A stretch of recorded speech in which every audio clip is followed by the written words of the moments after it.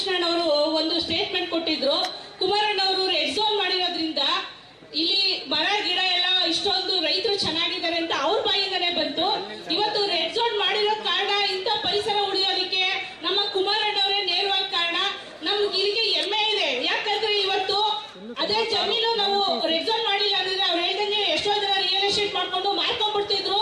ಕೊನೆಗೆ ನಮ್ಗೆ ಅವತ್ತು ಅಷ್ಟು ಬುದ್ಧಿ ಇರ್ಲಿಲ್ಲ. ಇವತ್ತು ಇಂಥ ಪರಿಸರ ಉಳಿಯೋದಕ್ಕೆ ನಾವು ನಮ್ಮ ಹೆಣ್ಮಕ್ಳುಗಳು ನಾವು ಬದುಕಟ್ಕೊಳ್ಳೋದಕ್ಕೆ ಕಾರಣ ನಮ್ಮ ಕುಮಾರಣ್ಣ ಅವರೇ. ಮತ್ತೆ ಇವಾಗ ಏನ್ ಹೇಳ್ತಿದ್ದಾರೆ ಅಂದ್ರೆ ದುಡ್ಡು ಕೊಟ್ಟು ಕಸಿದ್ದಾರೆ ಅಂತ ಹೇಳ್ತಿದ್ದಾರೆ.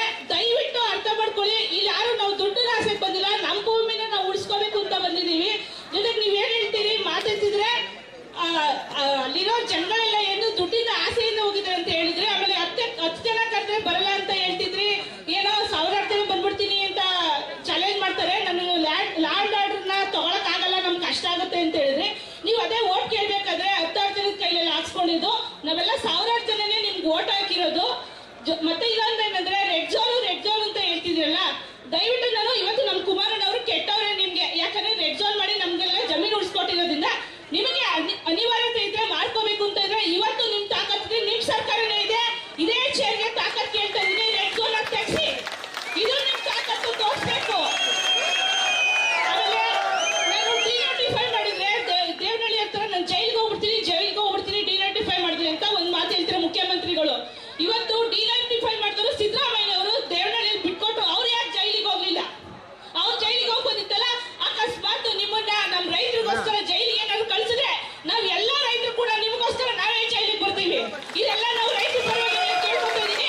ನಾವು ಜೈಲಿಗೆ ಬರ್ತೀವಿ, ನೀವು ಡಿನೋಟಿಫೈ ಮಾಡಿ ನಮ್ ಜಮೀನ ಉಳಿಸ್ಕೊಡಿ. ಇವತ್ತು ನಮ್ಮ ಕುಮಾರಣ್ಣ ಅವರು ನಿಮ್ ಕೆಟ್ಟವರಾಗಿದ್ರೆ ಒಪ್ಕೋತೀವಿ, ನಾವೇ ಒಪ್ಕೋತೀವಿ. ರೆಡ್ ಝೋನ್ ಮಾಡಿದ್ರಿಂದ ನಾವು ಬೆಳೆ ಬೆಳೆಯೋದಕ್ಕೆ, ನಾವು ಭೂಮಿ ಉಳಿಸ್ಕೊಳ್ಳೋದಕ್ಕೆ ಇವತ್ತು ನಮ್ಗೆ ತುಂಬಾ ಅನುಕೂಲ ಮಾಡಿಕೊಟ್ಟಿದ್ದಾರೆ.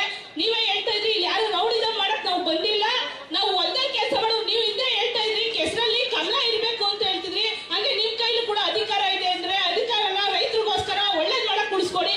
ಒಬ್ಬ ರೈತನಿಗೆ ಸಪೋರ್ಟ್ ಮಾಡಿ. ಜೊತೆಗೆ ನೀವು ತಿಂತಿರೋ ಅನ್ನ ತಿನ್ನೋರಾದ್ರೆ ರೈತರಿಗೆ ಸಪೋರ್ಟ್ ಮಾಡಿ. ಇನ್ನೊಂದು ತಿನ್ನೋದು ಅನ್ನೋದಾದ್ರೆ ಯಾರಿಗಾದ್ರೂ ಸಪೋರ್ಟ್ ಮಾಡ್ಕೊಳ್ಳಿ. ನಮಗೆ ಹೊರಗಡೆಯಿಂದ ಜನ ನಮ್ಮ ರೈತರಿಗೋಸ್ಕರ ಅನ್ನ ತಿನ್ನೋರು ನಮ್ಗೆ ಸಪೋರ್ಟ್ ಮಾಡೇ ಮಾಡ್ತಾರೆ. ಇದು ನನ್ನ ಒಂದು ಪ್ರಾರ್ಥನೆ ಅಂತಾನೆ ಅನ್ಕೊಳ್ಳೋಣ.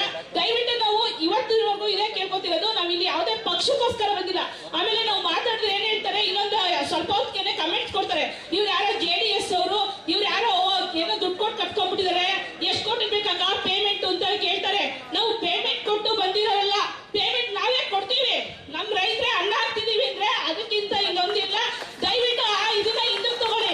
ಯಾರನ್ನು ಪೇಮೆಂಟ್ JDS ತರ ಬಂದಿಲ್ಲ, ಒಬ್ಬ ರೈತರಿಗೋಸ್ಕರ ಅವ್ರು ಬಂದಿರೋದಾಗ ಅವ್ರ ಸಪೋರ್ಟ್. ಇವತ್ತು ಕೂಡ DK ಶಿವಕುಮಾರ್ ಕೂಡ ಬರ್ಲಿ, ಅವ್ರಿಗೂ ಕೂಡ ನಾವು ಆಹ್ವಾನ ಕೊಟ್ಟಿದೀವಿ. ರೈತರ ಪರವಾಗಿ ಅವ್ರಿಗೂ ಬಂದ್ರೆ ಅವ್ರಿಗೂ ಸ್ವಾಗತ ಕೊಡ್ತೀವಿ.